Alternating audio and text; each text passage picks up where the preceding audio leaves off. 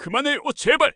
비명 같은 외침이 터져 나왔지만 그 집안은 이미 폭풍의 한가운데였습니다. 유리컵이 깨지고 냄비가 쓰러지고 공기마저 비틀리는 듯한 긴장감이 흘렀습니다. 술 냄새와 분노가 뒤섞인 거실에서 한 여자가 무릎을 꿇은 채 피를 닦고 있었습니다. 시어머니의 눈빛엔 이성이 남아있지 않았고 사랑이 아닌 지배의 욕망만이 번뜩이고 있었습니다. 그리고 그 순간 문이 벌컥 열렸습니다. 젖은 외투를 입은 한 남자가 서 있었습니다. 그의 눈빛은 차가웠고 손끝엔 오래된 분노가 떨리고 있었습니다. 아무도 예상하지 못했습니다. 이 조용한 아파트 거실이 곧 폭로의 무대가 될 줄은 말이죠. 그리고 그날 밤 한 사람의 인생이 완전히 뒤집혔습니다. 하지만 그게 누구였는지는 아직 아무도 모릅니다. 진실은 아직 끝나지 않았습니다. 지금 구독과 좋아요로 함께 해주세요. 비가 추적추적 내리는 평일 저녁 7시였습니다. 저는 딸집 아파트 복도를 걷고 있었어요. 발걸음 소리가 텅 빈 복도에 울려 퍼졌죠. 지하 주차장에서 올라오는 동안 젖은 우산에서 빗물이 뚝뚝 떨어져 바닥에 작은 물웅덩이를 만들었습니다. 오늘따라 딸이 보고 싶어서 무작정 찾아왔는데 연락도 없이 온 게 조금 미안하더군요. 그래도 아버지가 딸 얼굴 한번 보러 왔다는데 뭐가 문제겠습니까? 손에는 딸이 좋아하는 호두과자 한 상자를 들고 있었습니다. 따뜻한 김이 봉지 밖으로 새어나와 복도에 고소한 냄새가 퍼졌어요. 1104호. 딸집 문 앞에 섰습니다. 초인종을 누르려고 손을 뻗는 순간이었죠. 날카로운 소리가 문틈 사이로 새어나왔습니다. 손바닥이 살갗에 부딪히는 소리였어요. 제 손이 초인종 앞에서 얼어붙었습니다. 심장이 쿵 하고 내려앉았죠. 이어서 들려오는 고성이 복도까지 울려 퍼졌습니다. 우리 집 재산 노리려고 들어온 거지? 그렇지? 시어머니의 목소리였습니다. 날카롭고 도끼 서린 목소리였어요. 평소에 제가 알던 사돈의 목소리와는 달랐죠. 마치 칼날처럼 차갑고 날카로웠습니다. 엄마, 제발. 남편의 목소리도 들렸지만 힘이 없었습니다. 말리는 척만 하는 그런 목소리였어요. 제가 검사 시절에 수없이 들었던 방관자의 목소리였죠. 저는 문 옆으로 몸을 숨기고 문틈 사이로 안을 들여다봤습니다. 거실이 엉망이었어요. 깨진 접시 조각들이 바닥에 흩어져 있었고 식탁 의자 하나는 넘어져 있었죠. 커튼이 한쪽으로 흘러내려 있었는데 누군가 잡아당긴 흔적이 역력했습니다. 그리고 보였습니다. 수진이의 얼굴이요. 왼쪽 뺨이 빨갛게 부어올라 있었어요. 눈에는 눈물이 그렁그렁 맺혀 있었죠. 입술을 꽉 깨물고 있는 모습이 너무나 애처로웠습니다. 제 가슴이 찢어지는 것 같았어요. 초인종을 눌렀습니다. 손가락에 힘이 너무 들어가서 초인종 버튼이 깊게 눌렸죠. 순간 안이 조용해졌습니다. 마치 태풍의 눈처럼 갑작스러운 정적이 흘렀어요. 발소리가 문 쪽으로 다가왔습니다. 문이 열리기 전 부스럭거리는 소리가 들렸죠. 아마 흐트러진 옷매무새를 다듬는 소리였을 겁니다. 문이 열렸습니다. 시어머니가 억지로 미소를 지으며 서 있었어요. 방금 전까지 도끼 서린 목소리를 내던 사람이 맞나 싶을 정도로 표정 관리가 완벽했습니다. 어머, 사돈어른. 이 비 오는 날 무슨 일이세요? 시어머니의 목소리는 달콤했지만 눈빛은 차가웠습니다. 저는 아무 말 없이 그녀를 스쳐 지나가 안으로 들어갔어요. 사소한 오해예요. 며느리가 실수를 해서 제가 좀 야단을 쳤죠. 시어머니가 제 뒤를 따라오며 변명을 늘어놓았습니다. 하지만 저는 이미 식탁 위를 보고 있었어요. 세무서 로고가 선명하게 찍힌 사전 안내문 사본이 있었고 그 옆에는 메모로 가득한 전기요금 고지서가 놓여 있었죠. 찢긴 영수증들이 여기저기 흩어져 있었습니다. 뭔가 금전 문제로 다툰 흔적이 역력했어요. 수진이가 부엌에서 나왔습니다. 손에는 얼음팩을 들고 있었어요. 뺨에 대려는 거였죠. 제 눈을 피했습니다. 부끄러웠을 겁니다. 아버지 앞에서 이런 모습을 보이는 게요. 아버님, 바쁘시죠? 이따 얘기해요. 남편이 어색하게 웃으며 말했습니다. 회피하고 싶은 눈빛이었어요. 제가 검사 시절에 수없이 봤던 진실을 감추려는 사람의 눈빛이었죠. 거실 공기가 답답했습니다. 에어컨은 켜져 있었지만 찌든 냄새가 났어요. 김치국이 넘친 냄새와 진한 향수 냄새가 뒤섞여 있었죠. 생활의 흔적과 방금 전 소동의 잔재가 섞여 만들어낸 불쾌한 긴장감이었습니다. 저는 아무 말도 하지 않았어요. 그저 천천히 거실을 둘러봤죠. CCTV 카메라의 위치, 비상벨의 위치, 복도로 나가는 방향을 눈으로 훑었습니다. 오랜 습관이었어요. 검사 시절에 현장을 파악하던 버릇이 아직도 남아 있었죠. 한숨이 나왔습니다. 작게, 아주 작게 한숨을 내쉬었어요. 딸아이가 이런 환경에서 살고 있다는 게 가슴이 아팠습니다. 하지만 지금은 아무것도 할 수 없었어요. 증거가 없었으니까요. 아직은요. 수진아, 아빠 이제 갈게. 짧게 인사를 하고 돌아섰습니다. 더 있으면 제가 참지 못하고 무슨 말을 할 것 같았어요. 수진이가 더 힘들어질 말을요. 엘리베이터를 탔습니다. 내려가는 동안 같이 탄 노인 한 분이 제게 말을 걸었어요. 1104호 사시는 분이신가요? 아니요. 딸을 만나러 왔습니다. 아, 그 집이군요. 어제도 싸우는 소리가 들리던데 젊은 사람들이 왜 그러는지 몰라요. 쯧쯧. 노인의 혀차는 소리가 엘리베이터 안에 울렸습니다. 제 가슴은 더욱 무거워졌어요. 어제도 그랬다니. 얼마나 자주 이런 일이 있었던 걸까요? 집으로 돌아오는 길, 빗줄기는 더욱 거세졌습니다. 우산을 쓰고 걸으면서도 바지 끝이 젖었어요. 주머니 속에서 손이 작은 수첩을 더듬었습니다. 기록을 시작해야겠다고 생각했어요. 오늘 본 것, 들은 것, 느낀 것을 모두 적어야겠다고요. 검사는 은퇴했지만 아버지는 은퇴하지 않았으니까요. 제 딸을 지키기 위해서라면 다시 한번 싸울 준비가 되어 있었습니다. 비 오는 밤 거리의 가로등 불빛이 빗방울에 반사되어 반짝였습니다. 마치 수진이의 눈물처럼요. 오늘 밤은 잠을 못 들 것 같았습니다. 딸의 빨갛게 부어오른 뺨이 자꾸만 눈앞에 아른거렸으니까요. 호두과자 봉지가 축 처져 있었습니다. 김이 다 빠져나간 과자처럼 제 마음도 무겁기만 했어요. 하지만 포기할 수는 없었습니다. 제가 평생 지켜온 정의를 위해서도 사랑하는 딸을 위해서도요. 집에 도착해서 젖은 옷을 갈아입었습니다. 책상 서랍을 열었어요. 오래된 검사 신분증이 거기 있었죠. 먼지가 살짝 앉아 있었지만 여전히 선명했습니다.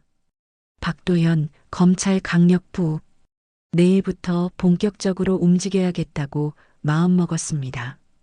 조용히 하지만 확실하게요. 수진이가 더 이상 고통받지 않도록 제가 할 수 있는 모든 것을 해야겠다고 다짐했습니다. 창밖의 빗소리가 밤새 계속됐습니다. 마치 제 마음을 대변하듯 쉴 새 없이 내리고 있었어요. 다음 날 오후 2시 저는 다시 딸집을 찾았습니다. 이번엔 미리 연락을 했어요. 수진이가 혼자 있을 시간을 알아봤죠. 시어머니는 문화센터에 가고 남편은 회사에 있을 시간이었습니다. 문을 열어준 수진이의 얼굴이 어제보다 더 부어 있었어요. 왼쪽 뺨에는 보라색 멍이 들어 있었죠. 화장으로 가리려고 했던 것 같은데 오히려 더 도드라져 보였습니다. 제 가슴이 미어졌어요. 아빠 어서 와요. 수진이의 목소리가 쉬어 있었습니다. 울다가 목이 쉰 거였죠. 제가 너무 잘 아는 소리였어요. 검사 시절의 피해자들에게서 수없이 들었던 그 목소리였으니까요. 부엌으로 따라 들어갔습니다. 수진이가 냉동실에서 얼음팩을 꺼내려고 했어요. 손이 떨려서 제대로 잡지를 못하더군요. 제가 대신 꺼내줬습니다. 이리 와봐. 아빠가 해줄게. 수진이를 의자에 앉히고 얼음팩을 수건에 싸서 뺨에 대어줬습니다. 차가운 감촉에 수진이가 움찔했어요. 눈에 또 눈물이 고였죠. 회사 일은 어때? 요즘 바쁘니? 일부러 다른 이야기를 꺼냈습니다. 긴장을 풀어주고 싶었어요. 수진이가 억지로 미소를 지었습니다. 괜찮아요. 그런데 요즘 좀 이상한 일이 있어요. 냉동실을 닫으려는데 이상한 게 보였습니다. OTP 토큰 빈 상자가 냉동치킨 뒤에 숨겨져 있었어요. 은행에서 쓰는 보안기기 상자였죠. 빈 상자만 왜 여기에 있을까요? 저건 뭐니? 저건 제게 아닌데요. 누가 갖다 놨는지 모르겠어요. 수진이도 의아해했습니다. 그때 수진이의 휴대폰에서 알림음이 울렸어요. 문자 메시지였습니다. 수진이가 폰을 확인하더니 얼굴이 하얗게 질렸어요. 본인 인증 완료라고 하는데 전 인증한 적이 없는데요. 발신 번호는 금융기관 공용 번호였습니다. 누군가 수진이 명의로 뭔가를 하고 있다는 뜻이었죠. 제 머릿속에서 경보음이 울리기 시작했어요. 그때 거실에서 시어머니의 목소리가 들렸습니다. 벌써 돌아온 거였어요. 문화센터가 일찍 끝났나 봅니다. 세무서에서 연락 왔어. 다 4명의 통장 때문이야. 내가 뭘 한 거야. 과장된 탄식 소리가 집안을 울렸습니다. 시어머니가 거실로 들어오더니 수진이를 노려봤어요. 눈빛이 독사 같았습니다. 아버님도 오셨네요. 딸이 무슨 짓을 했는지 아세요? 시어머니의 목소리에는 가시가 돋쳐 있었습니다. 저를 보는 눈빛도 곱지 않았어요. 마치 제가 적인 것처럼요. 식탁 아래를 정리하다가 구겨진 등기봉투가 나왔습니다. 거래 내역 통지라고 적혀 있었어요. 수취인은 박수진. 하지만 수진이는 본 적도 없는 문서라고 했습니다. 손을 떨며 봉투를 들여다봤죠. 전 이런 거 받은 적이 없어요. 정말이에요. 수진이의 목소리가 울먹였습니다. 억울함과 두려움이 뒤섞인 목소리였어요. 그런데 시어머니는 콧방귀를 뀌었습니다. 모른 척하지 마. 내 이름으로 된 거잖아. 그때 남편이 퇴근했습니다. 문을 열고 들어오더니 분위기를 파악하고는 조용히 신발을 벗었어요. 눈치를 보는 게 역력했죠. 아버님, 요즘 금융사기 많습니다. 조심하셔야 해요. 남편이 낮은 목소리로 말했습니다. 하지만 그뿐이었어요. 더 이상 도움을 주려는 의지는 보이지 않았죠. 그저 상황을 모면하고 싶은 눈빛이었습니다. 경비실에서 전화가 왔습니다. 분실물이 있다고요. 수진이가 내려가서 가져온 건 모르는 보조 배터리와 USB 메모리였습니다. 누가 두고 간 건지 알 수 없었어요. 경비 아저씨도 누가 맡겼는지 기억이 안 난다고 했죠. 뭔가 이상한 일들이 계속 일어나고 있었습니다. 제 경험상 이런 건 우연이 아니었어요. 누군가 의도적으로 벌이는 일이었죠. 저는 수진이에게 노트를 하나 건넸습니다. 오늘 있었던 일을 시간순으로 적어봐. 감정 말고 행동과 증거 위주로. 검사 시절의 피해자들에게 늘 하던 말이었습니다. 기억은 시간이 지나면 왜곡되거든요. 특히 감정이 섞이면 더욱 그렇죠. 수진이가 펜을 들고 천천히 적기 시작했습니다. 손은 여전히 떨리고 있었지만 차분하게 적어 내려갔어요. 오전 8시에 일어난 일부터 지금까지를 꼼꼼히 적었죠. 밤이 되자 비가 다시 내리기 시작했습니다. 어제보다 더 세차게 내렸어요. 베란다 창틀에 빗물이 스며들었습니다. 물이 새는 걸 막으려고 수건을 갖다 댔는데 금세 젖어버렸죠. 수진이가 베란다를 보며 서 있었습니다. 빗물이 창문을 타고 흐르는 걸 멍하니 보고 있었어요. 그러다가 눈물이 흘렀습니다. 빗물처럼 창틀을 따라 흐르는 물처럼 눈물이 뺨을 타고 내렸죠. 아빠, 나 정말 아무것도 안 했는데. 알아. 아빠는 내가 그런 애 아니라는 거 알아. 제가 수진이의 어깨를 감싸 안았습니다. 가느다란 어깨가 들썩였어요. 울음을 참으려고 애쓰는 게 느껴졌죠. 그때 수진이의 휴대폰에 또 알림이 떴습니다. 카카오톡 로그인 시도 알림이었어요. 누군가 수진이의 계정으로 로그인하려고 했던 거죠. 다행히 비밀번호가 틀려서 실패했다고 나왔습니다. 이것도 적어도 시간이랑 같이. 저는 차분하게 말했지만 속으로는 분노가 끓어올랐습니다. 누군가 제 딸을 괴롭히고 있었어요. 그것도 아주 계획적으로요. 시어머니가 텔레비전을 크게 틀었습니다. 드라마 소리가 집안을 가득 채웠죠. 수진이와 제가 대화하는 걸 방해하려는 것 같았어요. 수진아, 오늘은 아빠 집에 가서 자는 게 어떠니? 제가 조심스럽게 제안했습니다. 하지만 수진이는 고개를 저었어요. 안 돼요. 그러면 더 큰일 날 거예요. 시어머니가 말끝을 흐렸지만 무슨 뜻인지 알 수 있었습니다. 도망간다고 하면 더 심한 말을 들을 거라는 뜻이었죠. 남편은 안방에 들어가 나오지 않았습니다. 컴퓨터 게임 소리만 들렸어요.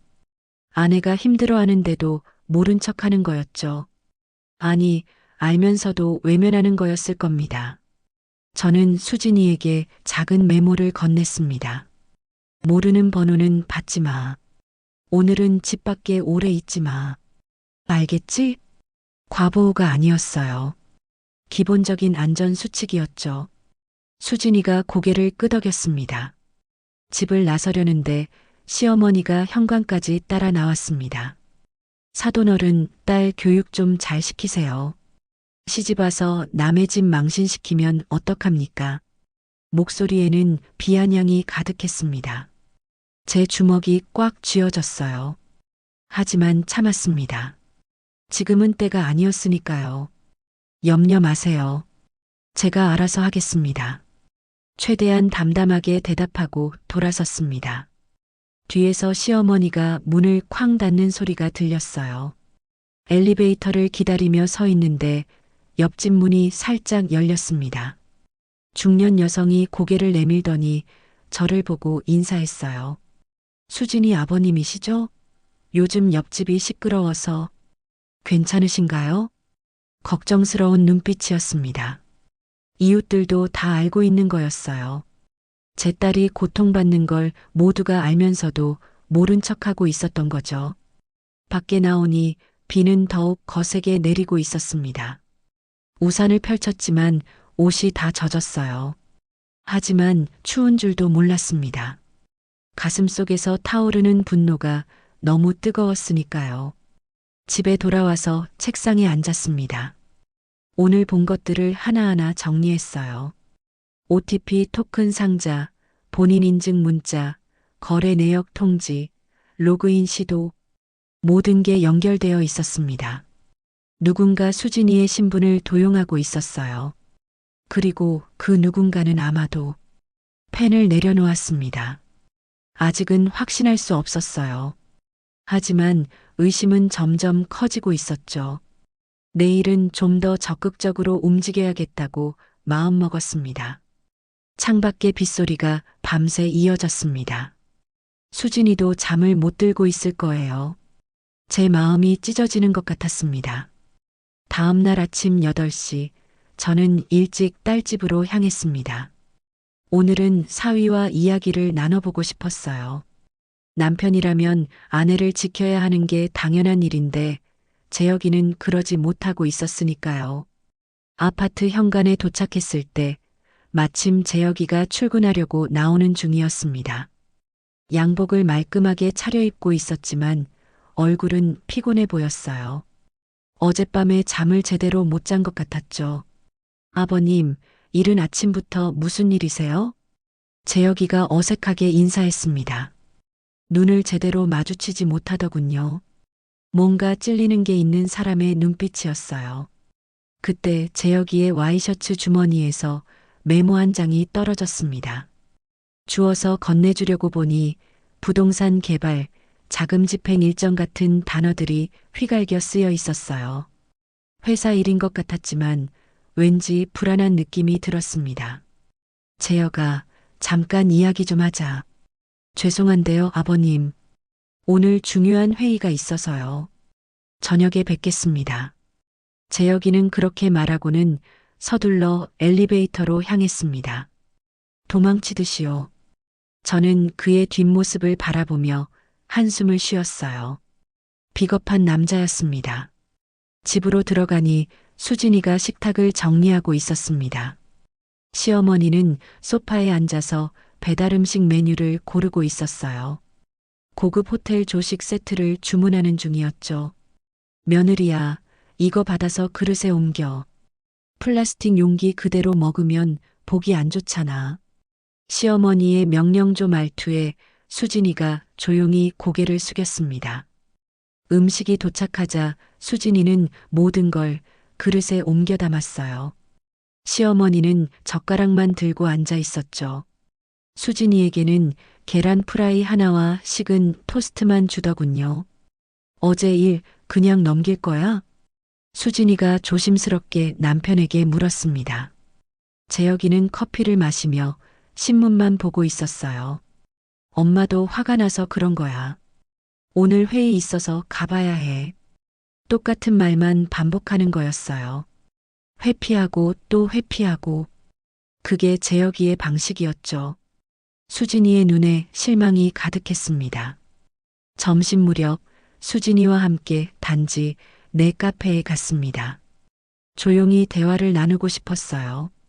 커피를 주문하고 자리에 앉았는데 옆 테이블에서 아주머니들이 수군거리는 소리가 들렸습니다.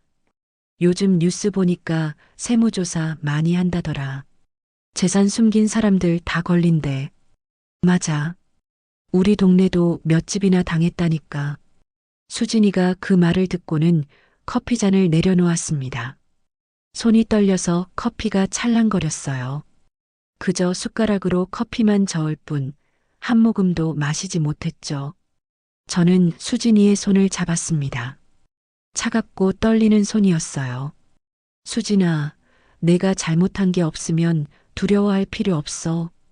근데 아빠, 제 명의로 된 통장에 이상한 거래가 많대요. 전 모르는 일인데. 그때 수진이의 휴대폰이 울렸습니다. 세무조사 협조 요청 전화였어요. 정중한 말투로 절차를 안내하는 내용이었지만 수진이는 공포에 질린 표정이었죠. 통화가 끝나자마자 시어머니에게서 전화가 왔습니다. 지금 당장 집에 와. 내가 무슨 짓을 했는지 다 알았어. 고함 소리가 카페 안까지 들릴 정도로 컸습니다. 주변 사람들이 우리를 쳐다봤어요. 수진이는 얼굴이 빨갛게 달아올랐죠. 부끄러움과 두려움이 뒤섞인 표정이었습니다. 집으로 돌아가니 시어머니가 현관에서 기다리고 있었습니다. 얼굴이 불그락푸르락했어요. 손에는 서류 뭉치를 들고 있었죠. 이제 책임질 준비해. 내가 우리 집 재산을 빼돌렸다는 증거야. 시어머니가 서류를 수진이 얼굴에 던졌습니다. 종이가 날려서 바닥에 떨어졌어요. 수진이는 그 자리에 얼어붙었죠. 재혁이가 뒤늦게 나타났습니다. 하지만 어머니를 말리지는 않았어요. 엄마, 사람 좀 살살. 그것도 말끝을 흐리며 작게 중얼거리는 수준이었습니다. 시어머니를 제대로 막을 생각이 없는 거였어요. 저녁이 되어 엘리베이터를 타려는데 양복 차림의 남자가 저를 스쳐 지나갔습니다. 부동산 중개인 같아 보였어요. 금매 알아보고 계시면 연락 주세요. 작게 명함을 건네려다가 제 얼굴을 보고는 그냥 지나갔습니다. 누군가 이 집을 팔려고 알아보는 것 같았어요. 불안한 예감이 들었죠. 밤이 되자 수진이는 침실에 혼자 앉아 있었습니다. 침대 끝에 앉아서 멍하니 허공을 바라보고 있었어요. 나 뭐 잘못한 거 없는데. 정말 아무것도 모르는데. 혼잣말이었습니다. 스스로를 위로하려는 것 같았지만 목소리에는 절망이 가득했어요. 휴대폰을 들여다봤지만 단체 대화방에는 아무도 답을 하지 않았죠. 친구들조차 수진이를 외면하는 것 같았습니다. 그날 밤 문틈 아래로 종이 한 장이 들어왔습니다. 익명의 투서였어요. 본인명의 통장 조심하라는 내용이었죠. 누군가 경고를 하는 건지 협박을 하는 건지 알 수 없었습니다. 수진이가 종이를 들고 떨었어요. 두려움에 눈물이 났죠. 재혁이는 거실에서 텔레비전만 보고 있었습니다. 아내가 울고 있는데도 모른 척했어요. 저는 수진이를 안아줬습니다. 어깨가 들썩이며 흐느꼈어요. 억울함과 서러움이 폭발하는 것 같았죠. 아빠가 있잖아. 걱정하지 마. 하지만 수진이는 계속 울기만 했습니다. 시어머니의 학대, 남편의 무관심, 그리고 알 수 없는 음모. 모든 게 수진이를 짓누르고 있었어요. 저는 주먹을 꽉 쥐었습니다. 더는 참을 수 없었어요. 내일부터는 제가 직접 나서야겠다고 결심했죠. 수진이를 지키기 위해서라면 무엇이든 할 준비가 되어 있었습니다. 창밖에는 어둠이 깔려 있었어요. 도시의 불빛들이 반짝이고 있었지만 이 집안은 어둠에 잠겨 있었죠. 수진이의 고통이 언제까지 계속될지 제 가슴이 타들어갔습니다. 재혁이는 결국 어머니 집이 아닌 자기 집에서 잤습니다. 아내 곁에서요. 하지만 등을 돌리고 자는 모습이 더 서글펐죠. 같은 공간에 있으면서도 서로 다른 세계에 있는 것 같았습니다. 새벽녘 수진이가 거실로 나왔습니다. 물을 마시러 나온 거였어요. 부은 눈으로 저를 바라보며 작게 말했죠. 아빠, 나 잘못한 거 없는데 왜 이렇게 힘들까요? 제가 대답하기 전에 수진이는 다시 방으로 들어갔습니다. 그 뒷모습이 너무나 쓸쓸해 보였어요. 제 딸이 저렇게 힘들어하는데 아버지로서 아무것도 해주지 못하는 제 자신이 원망스러웠습니다. 하지만 이제 곧 모든 게 바뀔 겁니다. 제가 바꿀 겁니다. 수진이를 위해서, 정의를 위해서요. 주말 오후 2시 시댁에서 가족 모임이 있었습니다. 명절은 아니었지만 시어머니가 급하게 친척들을 불렀어요. 차례상 대신 간단한 음식을 준비한다고 했지만 실상은 달랐죠. 수진이를 공개적으로 망신 주려는 계획이었습니다. 저는 불안한 마음에 딸집 근처 카페에서 대기하고 있었어요. 수진이가 혹시 연락을 해올까 봐서요. 커피가 식어가는 줄도 모르고 휴대폰만 들여다봤습니다. 거실에는 시댁 친척들이 모여 있었습니다. 큰 고모, 작은 고모, 삼촌 내외, 사촌들까지 15명은 넘었을 거예요. 시어머니는 수진이를 부엌에 세워두고 음식을 나르게 했습니다. 마치 식당 종업원처럼요. 얘가 우리 며느리예요. 요즘 말이 많죠? 시어머니가 친척들 앞에서 수진이를 소개하는 말투부터 가시가 돋쳐 있었습니다. 수진이는 고개를 숙인 채 쟁반을 들고 서 있었어요. 손이 미세하게 떨리고 있었죠. 큰 고모가 입을 열었습니다. 날카로운 목소리였어요. 며느리가 아파트 일부 명의를 가져갔다며? 요즘 며느리들이 너무 당돌해. 잘못 전해진 소문이었습니다.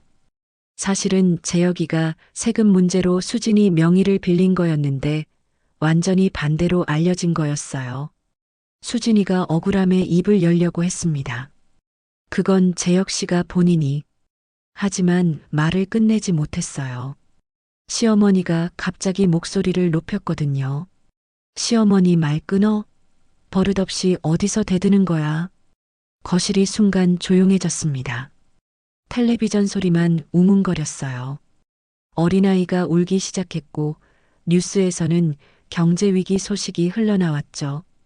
젓가락 부딪히는 소리, 그릇 달그락거리는 소리가 불협화음을 만들었습니다. 시어머니는 친척들을 둘러보며 큰 소리로 말했어요.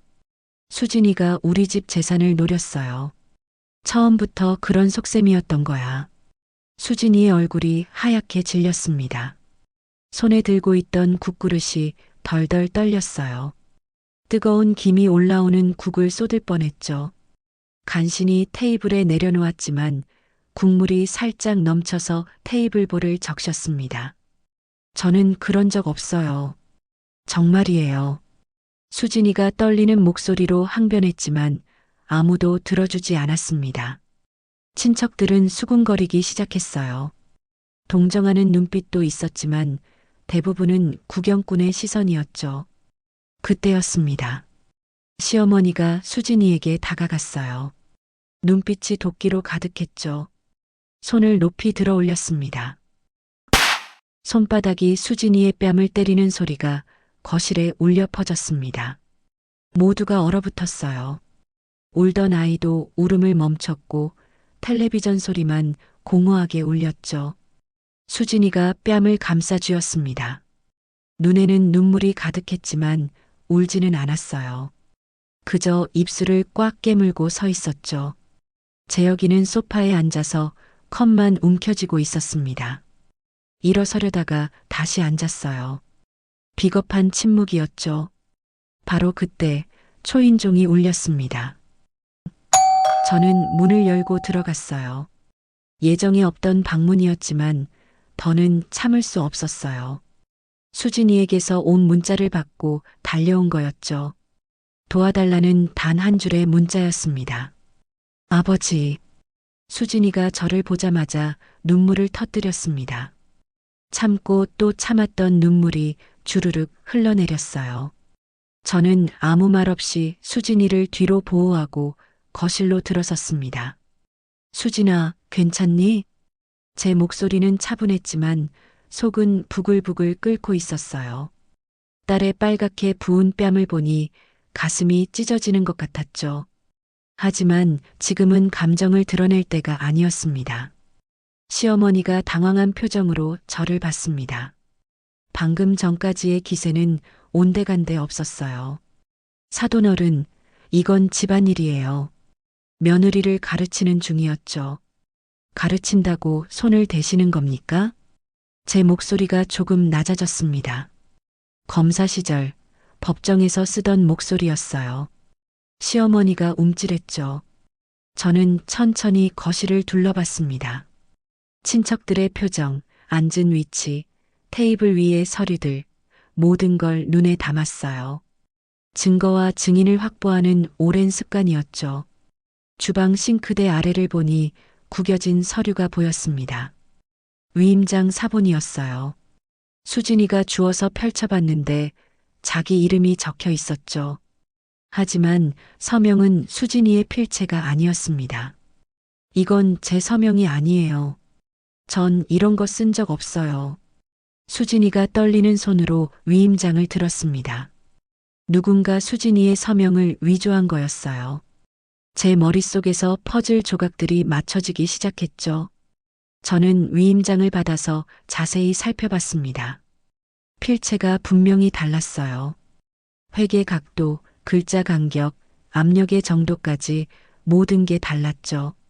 검사 시절에 수없이 봤던 위조 문서의 전형적인 특징이었습니다. 이 서류는 보관하겠습니다. 제가 위임장을 주머니에 넣자 시어머니의 얼굴이 파랗게 질렸어요. 뭔가 찔리는 게 있는 표정이었죠. 친척들이 하나둘씩 자리에서 일어났습니다. 분위기가 심상치 않다는 걸 느낀 거예요. 큰 고모가 어색하게 웃으며 말했죠. 우리는 이만 가볼게요. 집안일은 집안에서 해결하세요. 순식간에 거실이 텅 비었습니다. 시어머니와 재혁, 수진이, 그리고 저만 남았어요. 무거운 침묵이 흘렀죠.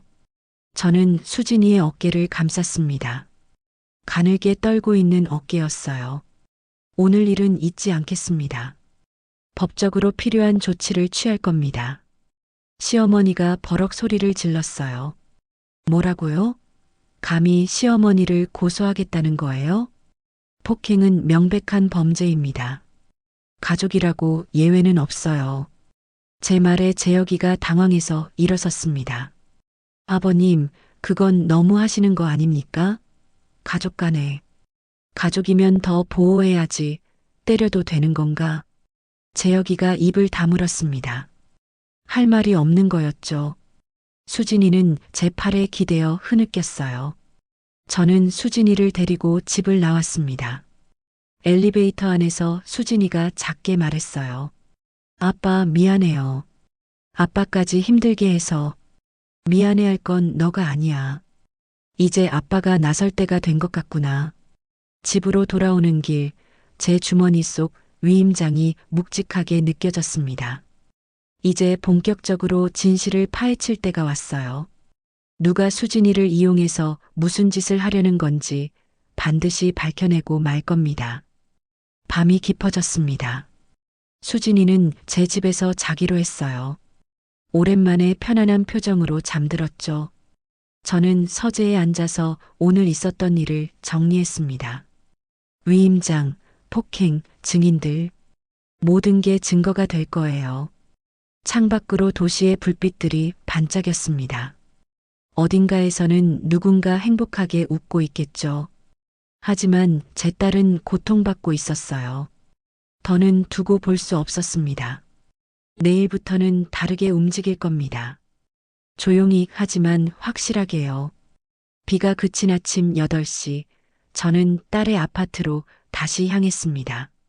어제 명절 모임에서 목격한 그 끔찍한 광경이 아직도 눈앞에 선했죠.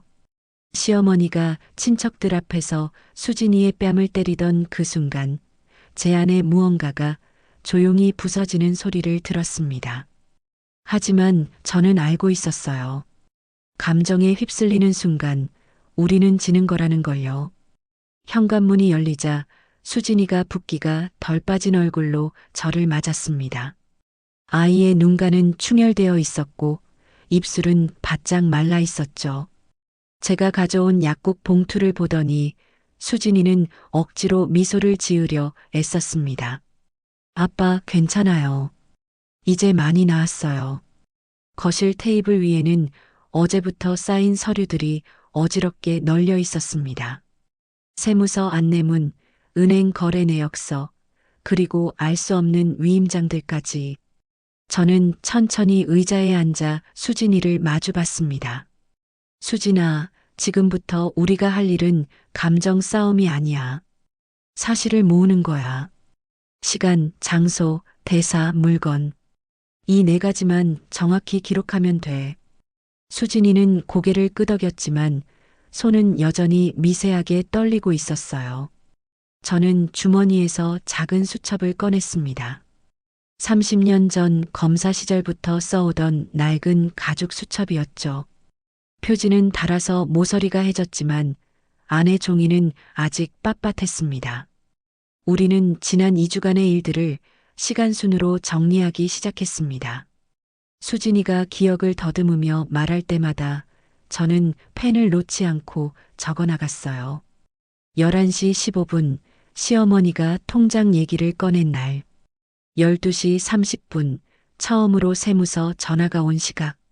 2시 45분 남편이 회피하며 나간 순간까지. 아빠, 근데 이게 다 무슨 소용이에요? 시어머니는 계속 저만 탓하실 텐데. 저는 펜을 내려놓고 딸의 손을 잡았습니다. 차갑고 가늘게 떨리는 손이었죠. 진실은 시간이 걸려도 반드시 드러나. 단지 우리가 그 과정을 견뎌내야 하는 거야. 그때 수진이가 휴지통을 뒤지다가 구겨진 종이 한 장을 꺼냈습니다.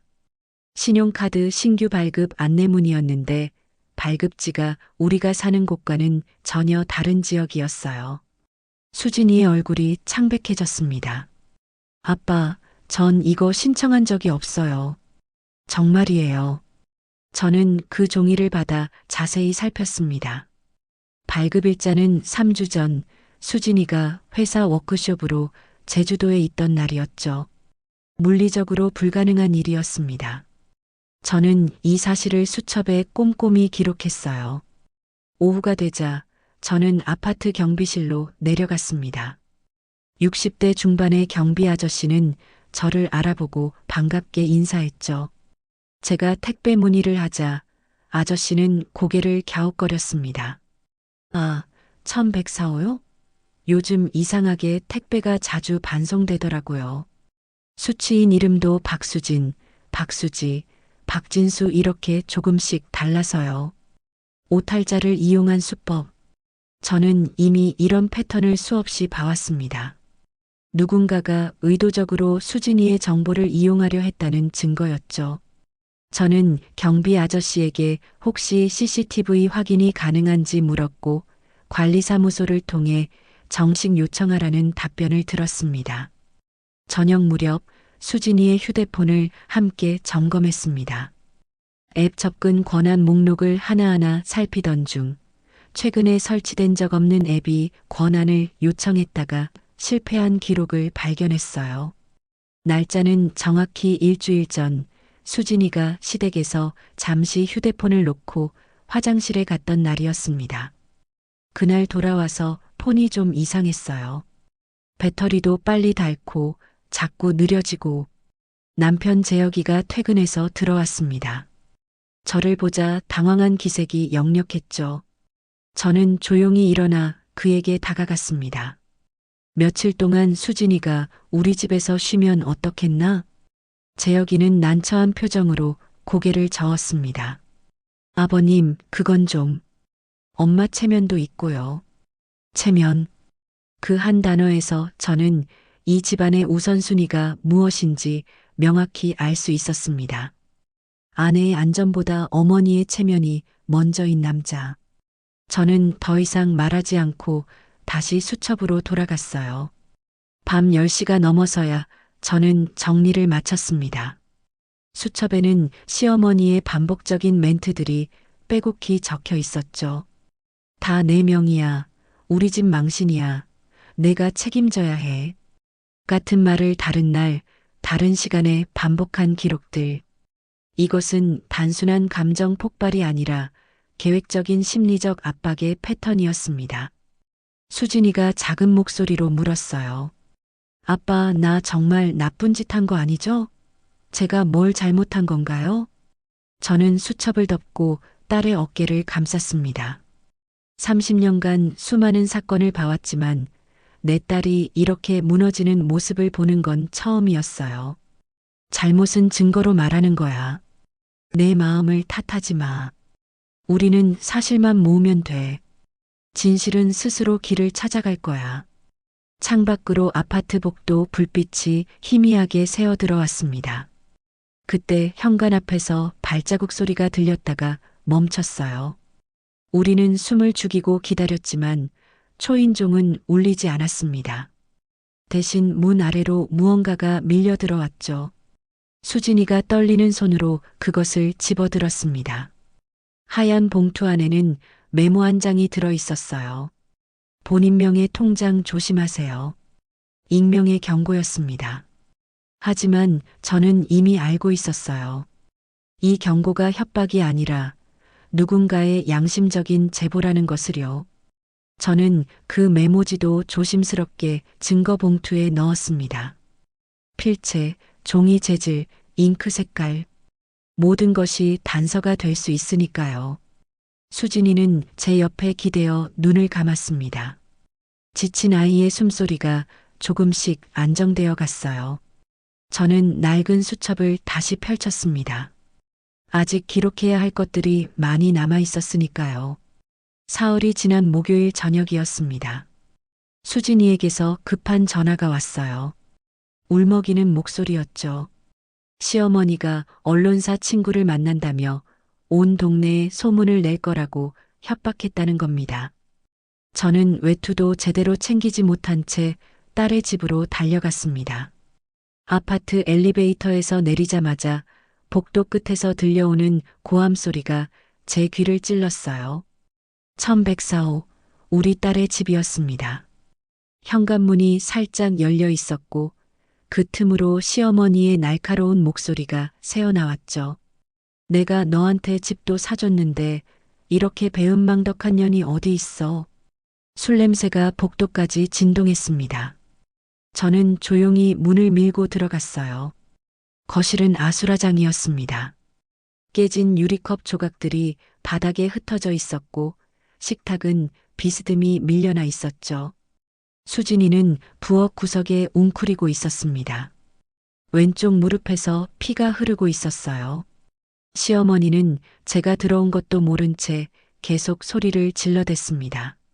손에는 소주병이 들려 있었고 얼굴은 술 기운에 벌겋게 달아올라 있었죠. 그녀가 다시 손을 들어 올리는 순간 저는 본능적으로 앞으로 뛰어들었습니다. 그만하십시오. 제 목소리가 거실을 가득 채웠어요. 시어머니가 깜짝 놀라 뒤를 돌아봤습니다. 술에 취해 초점이 흐려진 눈이 저를 향했죠.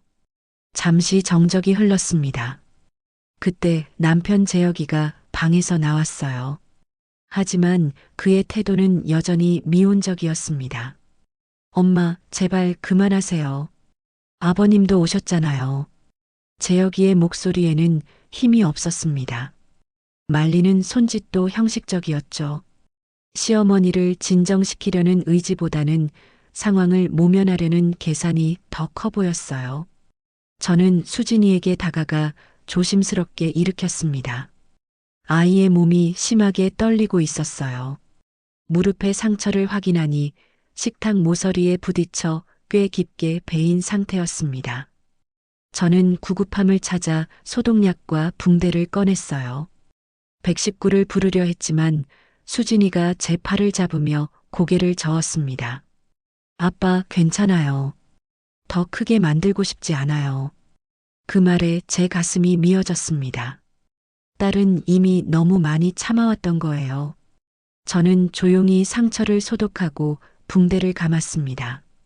그 사이 시어머니는 소파에 주저앉아 중얼거리기 시작했죠. 다 내 잘못이야. 내가 우리 집안 망신시키려고 일부러 그러는 거지. 가스라이팅이었습니다. 피해자를 가해자로 만드는 그 교묘한 심리 조작. 저는 이런 사례를 수없이 봐왔지만 내 딸이 당하는 걸 보니 참을 수가 없었어요. 하지만 저는 감정을 억누르고 차분하게 말했습니다. 재혁아, 오늘 너의 선택이 아내의 인생을 바꿀 거야. 남편이라면 지금 무엇을 해야 하는지 알겠지? 재혁이는 제 눈을 마주치지 못했습니다. 그저 눈을 감고 고개를 숙일 뿐이었어요.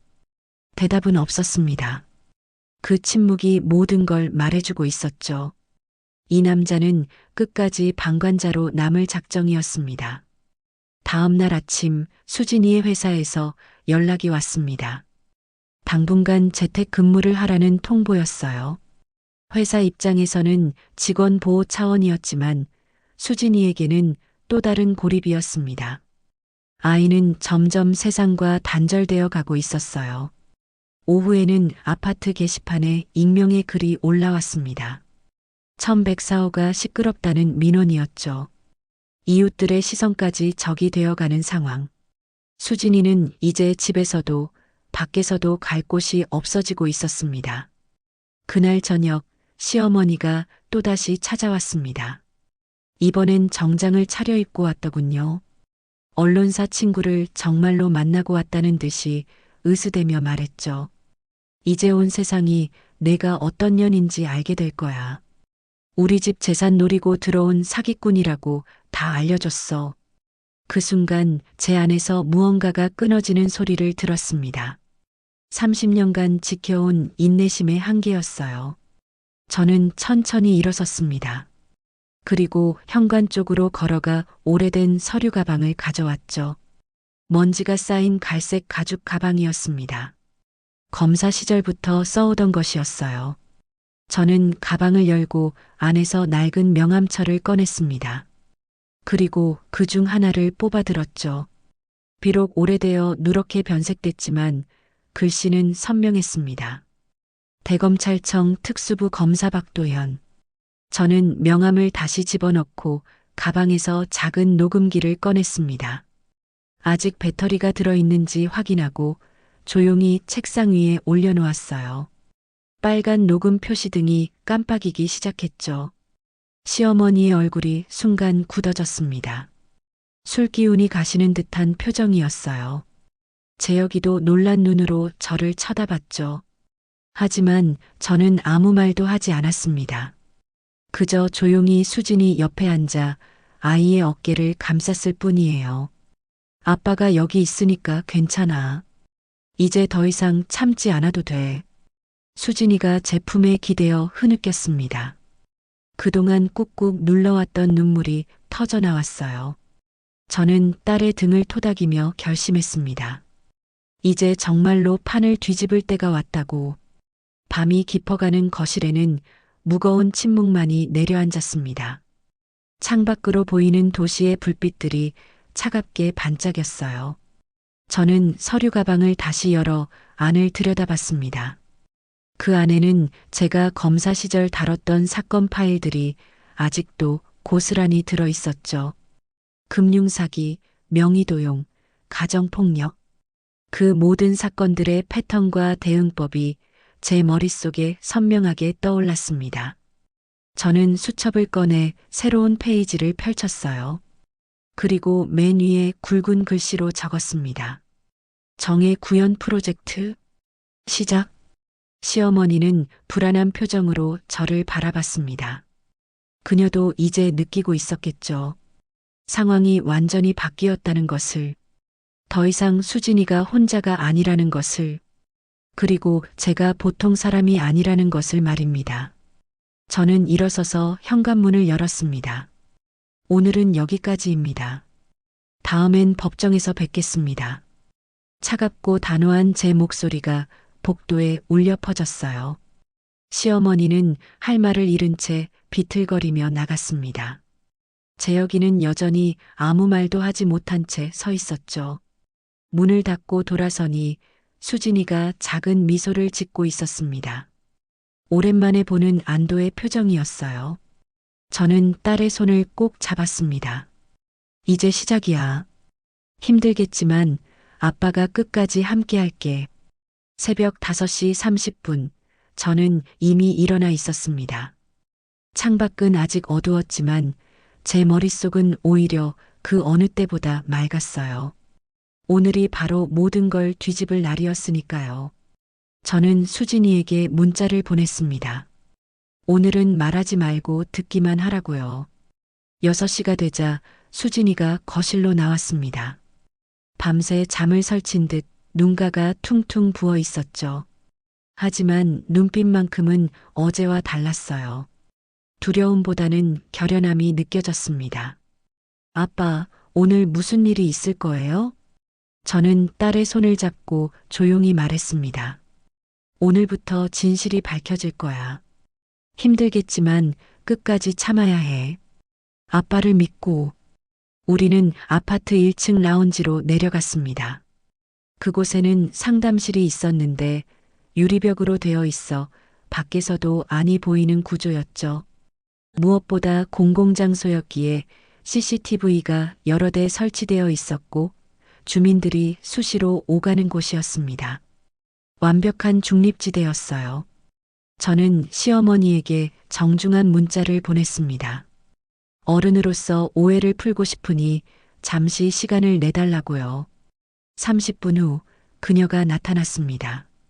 평소와 달리 단정한 차림이었지만 표정은 여전히 거만했죠. 무슨 할 말이 그렇게 많아서 이른 아침부터 부르는 거예요? 시어머니는 의자에 앉으며 팔짱을 꼈습니다. 저는 맞은편에 앉아 차분히 말을 시작했어요. 처음엔 가벼운 이야기였습니다. 생활비는 잘 나오는지, 집안일은 힘들지 않은지, 그런 일상적인 대화였죠. 시어머니는 경계를 풀고 조금씩 말문을 열기 시작했습니다. 요즘은 물가도 비싸고 참 살기 힘들어요. 며느리가 좀 더 알아서 했으면 좋겠는데. 저는 고개를 끄덕이며 그녀의 말을 경청했습니다. 그리고 대화 중간중간 수첩에 메모를 했어요. 단어 하나, 억양 하나도 놓치지 않고 기록했죠. 시어머니는 제 행동을 의아하게 바라봤지만 별다른 의심은 하지 않는 것 같았습니다. 대화가 무르익어갈 무렵 저는 지갑을 꺼냈습니다. 그리고 그 안에서 오래된 명함 하나를 꺼내 테이블 위에 조용히 올려놓았어요. 누렇게 변색된 종이 위에는 선명한 글자가 새겨져 있었죠. 대검찰청 특수부 검사 박도현. 시어머니의 얼굴이 순간 하얗게 질렸습니다. 동공이 급격히 수축하면서 입술이 파르르 떨리기 시작했어요. 팔짱을 낀 팔에서 힘이 빠지면서 손이 테이블 위로 떨어졌죠. 검사였다고요? 목소리가 갈라졌습니다. 그동안 보여주던 거만함과 오만함이 한순간에 무너져 내렸어요. 저는 침착하게 명함을 다시 집어넣으며 말했습니다. 네, 30년간 검찰에서 일했습니다. 금융사기, 명의도용, 각종 경제사범들을 다뤘죠. 그래서 이번 일도 정확히 알고 있습니다. 시어머니의 호흡이 거칠어지기 시작했습니다. 이마에 식은땀이 맺혔고 손은 테이블 아래에서 가방끈을 꽉 쥐고 있었어요. 권위 앞에서 무너지는 전형적인 모습이었죠. 가족이니까 조용히 끝내고 싶었습니다. 하지만 이제는 사실만 봐야겠네요. 저는 서류 봉투를 꺼내 테이블 위에 펼쳤습니다. 수진이 명의로 된 계좌의 입출금 내역이었어요. 규칙적인 패턴으로 돈이 들어왔다가 바로 빠져나간 흔적들. 전형적인 차명계좌 운용 방식이었죠. 이 계좌 누가 만든 겁니까? 시어머니는 대답하지 못했습니다. 입술만 달싹거릴 뿐이었어요. 저는 다음 서류를 꺼냈습니다. 은행 상담 메모지였죠. 거기에는 대리인 방문이라는 메모가 선명하게 적혀 있었습니다. 수진이는 이날 제주도에 있었습니다. 그런데 어떻게 은행을 방문할 수 있었을까요? 증거들이 하나씩 테이블 위에 쌓여갔습니다. 위임장 사본, 신분증 복사본, 그리고 알 수 없는 서명들. 시어머니의 얼굴은 이제 창백함을 넘어 파랗게 질려 있었어요. 필체가 일치하지 않네요. 이건 위조 문서입니다. 형법 231조 사문서 위조죄에 해당하죠. 제가 법조문을 언급하자 시어머니는 의자에서 주저앉을 듯 몸을 떨었습니다. 그때 재혁이가 황급히 들어왔어요.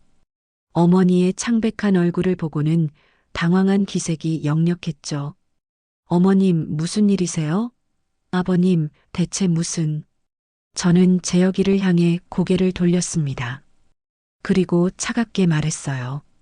자네도 알고 있었나? 어머니가 아내 명의로 계좌를 만들고 운용한 걸. 재혁이는 입을 다물었습니다. 눈동자가 불안하게 흔들렸죠. 모르는 건지 알면서 모른 척한 건지 알 수 없었지만 그의 침묵이 많은 걸 말해주고 있었습니다. 시어머니가 떨리는 목소리로 말했습니다. 다들 이렇게 하잖아요. 세금 때문에 어쩔 수 없이. 가족끼리는 좀. 저는 손을 들어 그녀의 말을 막았습니다. 가족이라는 이유로 범죄가 정당화되진 않습니다. 그리고 지금 하신 말씀 녹음되고 있습니다. 제가 테이블 위에 녹음기를 가리키자 시어머니는 깜짝 놀라 입을 다물었어요. 빨간 불빛이 깜빡이고 있는 녹음기를 멍하니 바라보더니 갑자기 울음을 터뜨렸습니다. 한 번만 용서해 주세요. 제가 잘못했어요. 하지만 저는 흔들리지 않았습니다. 30년간 검사로 일하면서 이런 눈물을 수없이 봐왔으니까요. 진심인지 연기인지는 중요하지 않았습니다. 중요한 건 진실과 정의였죠. 용서는 피해자가 하는 겁니다. 그리고 그 전에 법적 절차가 먼저입니다. 수진이는 내내 침묵을 지켰습니다. 때로는 눈물이 흘렀지만 흐느끼지는 않았어요. 품위를 잃지 않으려 애쓰는 모습이 안쓰러웠지만 동시에 자랑스러웠습니다. 저는 마지막으로 한 가지를 더 꺼냈습니다. 수진이 명의로 발급된 신용카드 신청서 사본이었어요. 서명란에는 분명히 다른 필체가 적혀 있었죠. 이것도 설명해 주시겠습니까? 며느리의 동의 없이 어떻게 카드를 만드셨죠? 시어머니는 더 이상 변명하지 못했습니다. 그저 고개를 떨구고 손만 떨고 있었어요. 재혁이가 어머니를 부축하려 했지만 저는 단호하게 말했습니다. 지금부터는 절차가 당신을 도울 겁니다. 감정이 아니라 법으로 가죠. 라운지 밖으로 나오니 아침 햇살이 눈부시게 쏟아져 내리고 있었습니다. 수진이가 제 팔을 잡으며 작게 속삭였어요. 아빠 고마워요. 이제야 숨을 쉴 수 있을 것 같아요. 저는 딸의 어깨를 감싸 안았습니다. 이제 시작이었어요. 긴 싸움이 될 테지만 우리는 이길 수 있을 거라 믿었습니다. 진실은 언제나 거짓을 이기니까요. 라운지 상담실의 공기가 무거웠습니다. 시어머니는 여전히 의자에 주저앉은 채 어깨를 떨고 있었고 재혁이는 어머니와 저 사이를 불안하게 오가며 서성였죠. 수진이는 제 옆에서 조용히 앉아 있었지만 그 작은 주먹이 무릎 위에서 꽉 쥐어진 걸 저는 놓치지 않았습니다. 시어머니가 처음으로 반격을 시도했어요. 떨리는 목소리였지만 여전히 책임을 회피하려는 의도가 분명했죠. 다들 이런 식으로 굴리는 거예요. 우리 집만 콕 집어서 이러시는 건 너무하지 않아요? 저는 침착하게 녹음기를 그녀 쪽으로 조금 더 밀었습니다. 빨간 불빛이 선명하게 깜빡이고 있었어요. 그리고 천천히 아주 또렷한 목소리로 말했습니다. 지금 이 대화는 녹음되고 있습니다. 대화 당사자인 제가 녹음하는 건 합법입니다. 이제 며느리 명의로 계좌를 돌린 이유만 설명해 주시면 됩니다. 시어머니의 얼굴이 불그락푸르락 변했습니다. 분노와 공포가 뒤섞인 표정이었죠. 그녀는 테이블을 손바닥으로 내리치며 목소리를 높였어요. 며느리면 가족이잖아요. 가족끼리는 좀 그럴 수도 있는 거 아니에요? 가족이라는 단어를 방패처럼 내세우는 모습이 참으로 익숙했습니다. 제가 검사 시절에 수없이 봐온 광경이었으니까요. 가족이라는 이름으로 저지르는 범죄들, 그리고 그것을 정당화하려는 시도들. 그럼 며느리의 동의는 받으셨습니까? 설명은 하셨고요. 제가 차분하게 되묻자 시어머니는 입술을 깨물었습니다. 대답 대신 다른 방향으로 화살을 돌리려 했어요. 수진이가 먼저 우리 집에 들어오고 싶다고 했어요. 재혁이 돈도 많고 집안도 좋으니까. 수진이의 몸이 움찔했습니다. 저는 딸의 손을 가만히 잡아주며 시어머니를 똑바로 바라봤어요. 이런 식의 인신공격도 예상했던 패턴이었죠. 지금 논점을 흐리지 마십시오. 제가 묻는 건 명의도용에 대한 설명입니다. 시어머니의 목소리가 다시 커졌습니다. 이번엔 거의 절규에 가까웠어요. 그까짓 거 종이에 사인하면 되는 거 아니에요? 며느리가 시어머니 말 좀 들으면 어때서? 바로 그거였습니다. 제가 기다리던 말이었어요. 위임을 강요했다는 정황이 그녀 자신의 입에서 나온 것이죠. 저는 수첩에 그녀의 말을 정확히 받아 적었습니다. 시간과 함께 말이죠. 재혁이가 뒤늦게 나서려 했습니다. 하지만 그의 목소리는 힘이 없었어요. 엄마, 그만하세요. 제발. 시어머니는 아들을 향해 돌아봤습니다. 배신감이 가득한 눈빛이었죠. 너마저 이럴 거야? 내 엄마를 이렇게 만들고도 가만히 있을 거냐고. 재혁이는 고개를 숙였습니다. 어머니와 아내 사이에서 갈팡질팡하는 나약한 모습. 저는 그런 사위를 보며 실망감을 감추지 못했어요. 하지만 지금은 그것보다 중요한 일이 있었습니다. 저는 서류 더미에서 또 다른 문서를 꺼냈습니다. 수진이 명의로 대출받은 기록이었어요. 금액은 5천만 원. 수진이는 이 사실을 전혀 몰랐었죠. 이 대출은 누가 받으신 겁니까? 시어머니의 안색이 하얗게 질렸습니다. 이건 단순한 명의도용을 넘어선 금융사기였으니까요. 형량이 훨씬 무거운 범죄였습니다. 저는 그건 수진이가 동의했어요. 거짓말이었습니다. 수진이가 제 옆에서 고개를 저었어요. 눈에는 눈물이 고여 있었지만 목소리는 분명했습니다. 전 그런 적 없어요. 정말로 몰랐어요, 아버님. 저는 시어머니를 향해 마지막 질문을 던졌습니다. 지금 하신 말씀들 법정에서도 똑같이 하실 수 있겠습니까? 그 순간 시어머니가 무너졌습니다. 의자에서 흘러내리듯 바닥에 주저앉으며 흐느끼기 시작했어요. 체면도 권위도 모든 것이 벗겨진 초라한 모습이었죠. 한 번만 용서해 주세요. 제가 미쳤었어요. 욕심이 앞섰어요. 하지만 그녀의 눈물은 진심이라기보다는 자신의 처지를 비관하는 것처럼 보였습니다. 들통난 것에 대한 후회일 뿐 진정한 반성은 아니었어요. 라운지 밖에서 사람들이 유리병 너머로 우리를 쳐다보기 시작했습니다.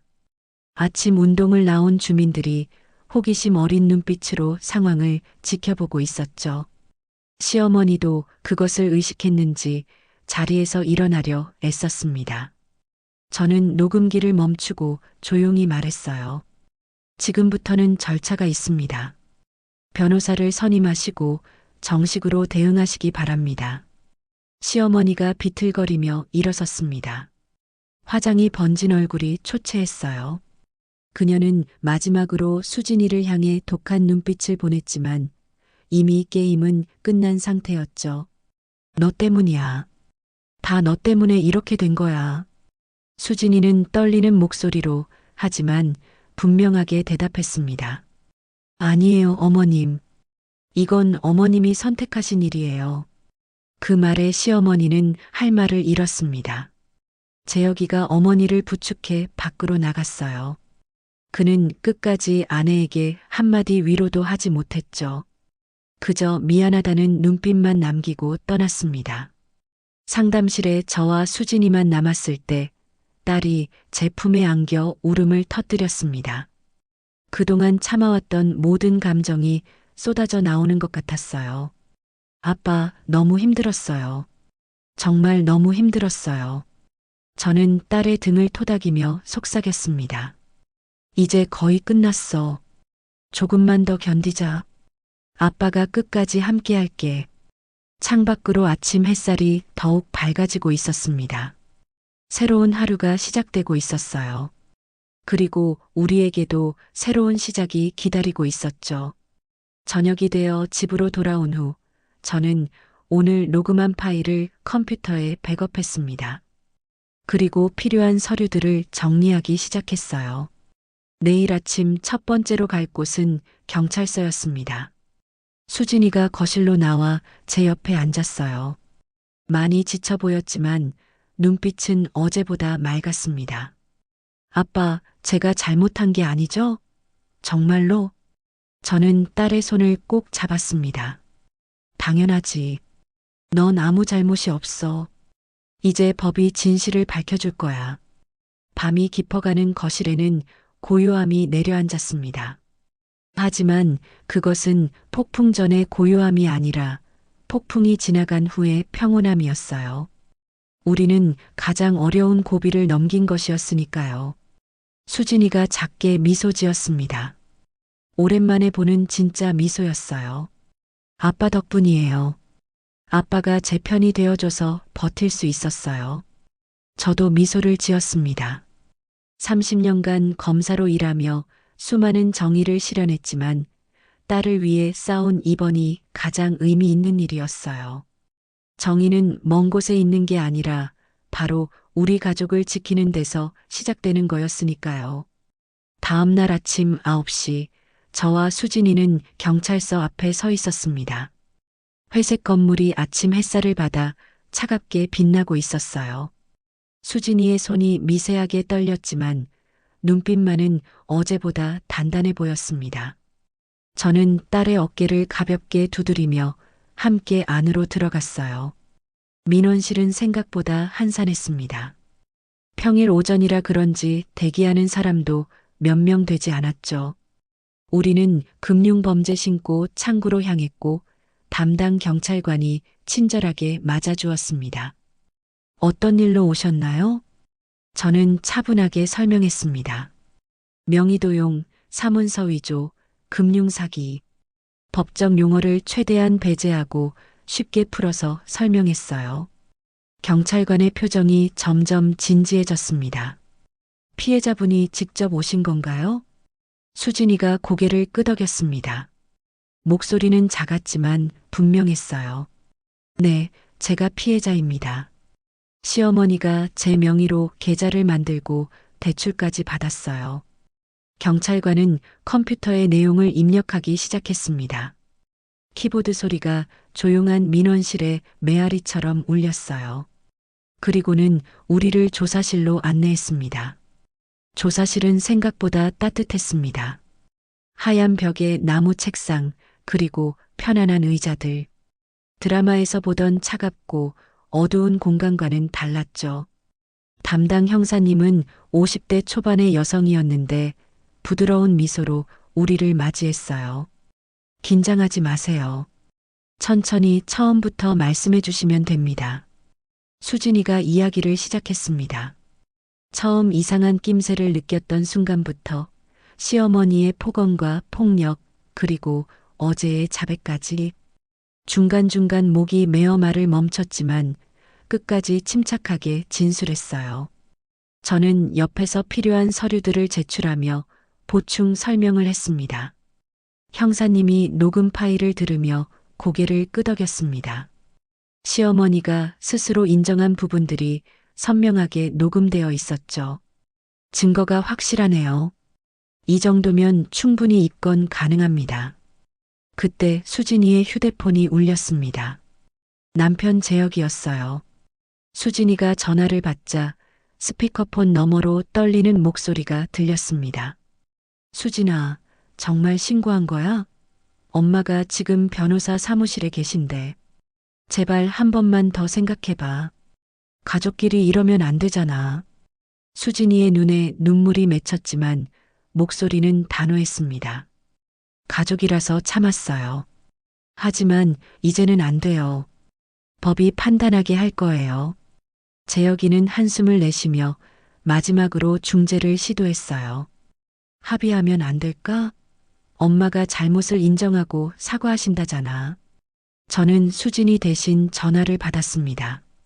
중재는 사실 확인이 끝난 후에 하는 거야. 지금은 절차를 진행할 때야.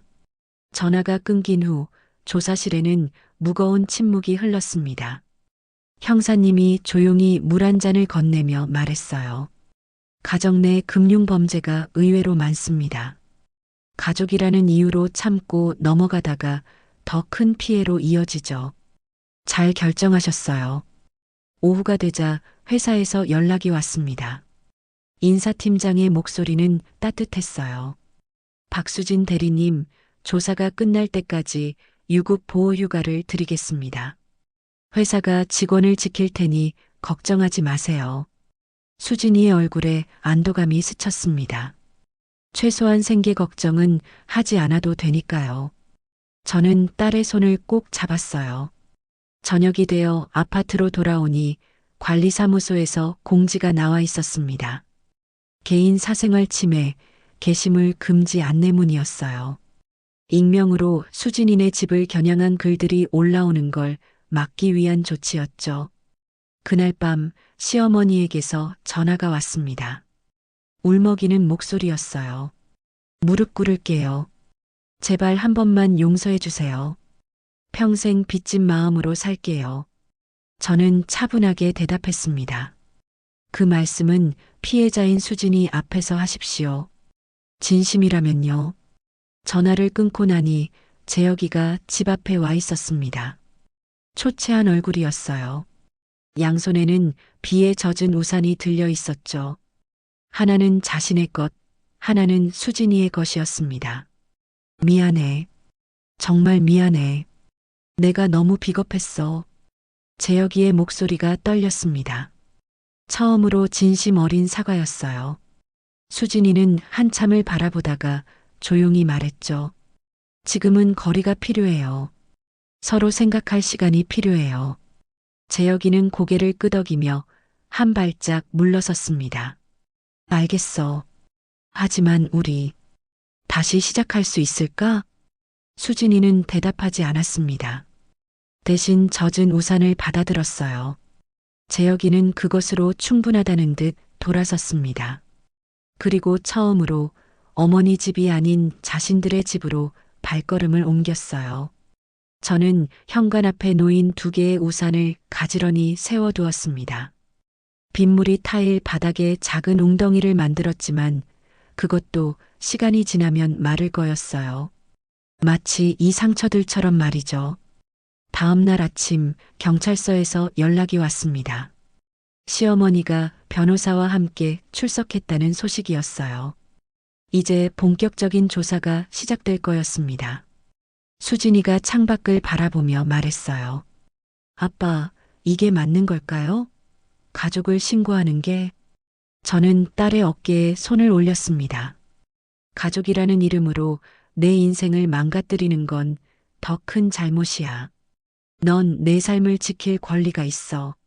며칠 후 검찰로 사건이 송치되었다는 통보를 받았습니다. 담당 검사는 제 후배였어요.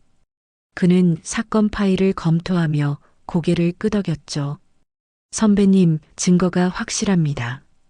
기소는 문제 없을 것 같습니다. 하지만 저는 알고 있었습니다. 법적 처벌보다 중요한 건 수진이의 마음이 치유되는 거라는 거요. 그리고 그것은 시간이 필요한 일이었습니다. 어느 비 오는 저녁, 수진이가 제게 기대어 말했어요. 아빠가 있어서 정말 다행이에요. 혼자였다면 못 견뎠을 거예요. 저는 딸의 머리를 쓰다듬으며 대답했습니다. 언제든 아빠는 내 편이야. 비가 와도 함께 걸을 수 있는 사람이 있다는 걸 잊지 마. 창밖으로 빗줄기가 세차게 내리고 있었습니다. 하지만 우리 부녀의 마음은 그 어느 때보다 따뜻했어요. 폭풍우를 함께 견뎌낸 사람들만이 느낄 수 있는 그런 온기였죠. 3개월이 지난 가을날이었습니다. 단풍이 물들기 시작한 아파트 단지의 벤치에 저와 수진이가 나란히 앉아 있었어요. 따뜻한 햇살이 우리를 감싸고 있었죠. 오늘은 시어머니와 만나기로 한 날이었습니다. 법원의 조정 절차가 거의 마무리되어 가던 시점이었어요. 약속 장소는 아파트 근처의 조용한 찻집이었습니다. 개인실이 있어 사적인 대화를 나누기에 적합한 곳이었죠. 수진이의 손이 살짝 떨렸지만 표정은 평온했어요. 지난 3개월 동안 많이 단단해진 모습이었습니다. 시어머니가 먼저 도착해 있었습니다. 예전의 화려한 차림새는 온데간데 없고 수수한 검은색 정장을 입고 있었어요. 얼굴도 많이 야위어 보였죠. 우리가 들어서자 그녀는 벌떡 일어났습니다. 그리고 다음 순간 모두가 예상하지 못한 일이 벌어졌어요.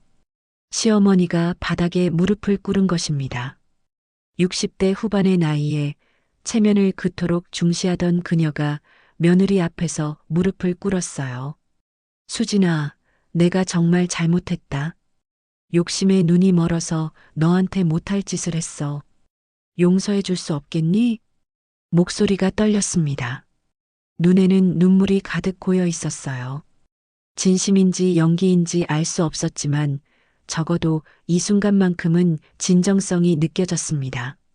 수진이가 황급히 시어머니를 일으켜 세웠어요. 그리고 조용히 하지만 분명하게 말했습니다. 저도 어머님을 원망하며 살고 싶지 않았어요. 하지만 상처가 너무 깊었어요. 시어머니의 어깨가 들썩였습니다. 흐느끼는 소리가 조용한 찻집에 울려 퍼졌어요. 재혁이도 옆에서 눈시울을 붉혔죠. 그는 지난 3개월 동안 많이 변했습니다. 어머니와 거리를 두고 아내를 지키려 노력하는 모습을 보여줬어요. 저는 차분한 목소리로 말했습니다. 용서는 법적 절차가 끝난 후에 하는 게 맞습니다. 먼저 합의금과 보상 문제를 변호사를 통해 서면으로 정리하시죠. 시어머니는 고개를 끄덕였습니다. 변호사가 준비한 서류를 꺼내 테이블 위에 올려놓았어요. 불법으로 사용한 금액의 전액 반환과 정신적 피해 보상금, 그리고 향후 접근 금지 약속이 담겨 있었죠. 다 동의합니다. 내가 한 일에 대한 대가는 치러야지요. 서류에 도장을 찍는 시어머니의 손이 떨렸습니다. 한때 그토록 거만했던 손이었는데 이제는 초라하기 그지없었어요. 수진이도 서류를 확인하고 서명했습니다. 재혁이가 조심스럽게 입을 열었어요. 수진아, 나도 정말 미안해. 남편으로서 너를 지키지 못했어. 이제부터는 달라질게. 그는 작은 상자를 꺼냈습니다. 안에는 새 열쇠가 들어 있었어요. 엄마 근처가 아닌 곳에 작은 집을 구했어. 우리 둘만의 공간이야. 다시 시작해보지 않을래? 수진이의 눈에 눈물이 맺혔습니다. 3개월 만에 처음으로 보이는 희망의 눈물이었어요. 그녀는 천천히 열쇠를 받아들었습니다. 시간이 필요해요. 하지만 노력해 볼게요. 찻집을 나온 후 우리는 함께 아파트로 돌아왔습니다. 수진이가 회사에 복직한다는 소식을 들은 지 일주일이 지났어요. 회사는 끝까지 직원을 보호했고 수진이의 명예도 완전히 회복되었죠. 집에 도착하자 저는 냉장고에 작은 종이를 붙였습니다. 생활 보안 체크리스트였어요. 본인 인증 확인하기, 공인 인증서 관리하기, 고지서 꼼꼼히 확인하기, 모르는 링크 클릭하지 않기. 간단하지만 중요한 일상의 안전 수칙들이었죠. 아빠, 이제 제가 조심할게요. 다시는 이런 일 없도록. 수진이가 웃으며 말했어요. 그 미소가 얼마나 그리웠던지요. 저는 딸의 머리를 쓰다듬었습니다. 며칠 후 단지 이웃 할머니를 복도에서 만났습니다. 그동안의 소란으로 불편을 드렸던 분이었죠.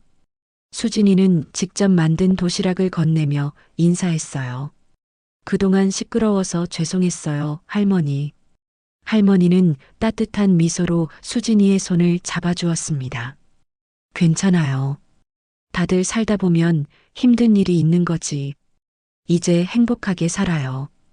이웃의 따뜻한 말 한마디가 수진이에게 큰 위로가 되었습니다. 공동체의 관계도 조금씩 회복되어 가고 있었어요. 주말 오후 손자가 놀러 왔습니다. 5살 배기 아이는 할아버지와 산책 나가는 걸 좋아했어요.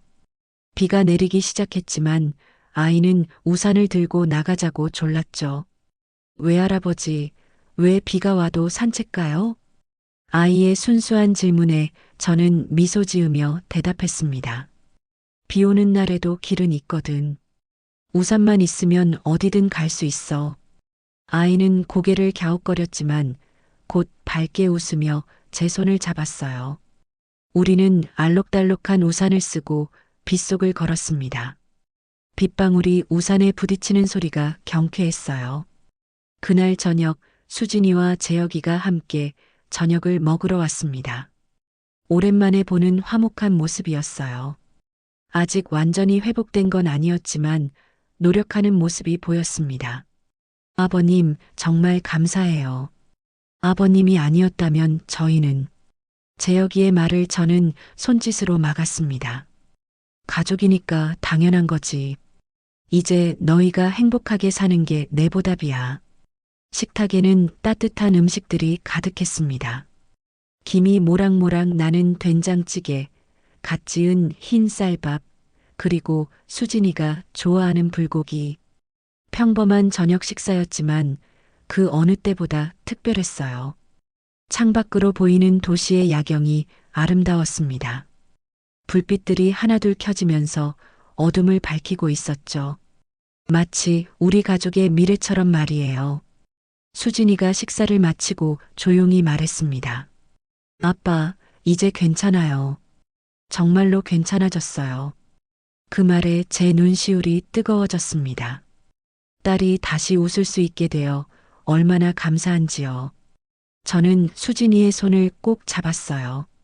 밤이 깊어가는 거실에서 우리는 오랜만에 가족 사진을 찍었습니다. 손자까지 포함해서 5명이 카메라를 향해 환하게 웃었어요. 사진 속 우리의 표정은 진심이었습니다. 마지막으로 저는 일기장에 한 줄을 적었습니다. 진실은 돌아오고 우리는 서 있었다. 그것은 끝이 아니라 새로운 시작이었습니다. 상처는 아직 아물지 않았지만 치유의 과정은 이미 시작되었어요. 때로는 넘어지고 때로는 실수하겠지만 우리는 계속 앞으로 나아갈 것입니다. 비가 와도 함께 걸을 수 있는 가족이니까요. 세상에는 완벽한 화해도 완전한 용서도 없다. 다만 다시 걸어갈 용기만이 남을 뿐이다. 그리고 그 용기가 결국 우리를 사람답게 만든다.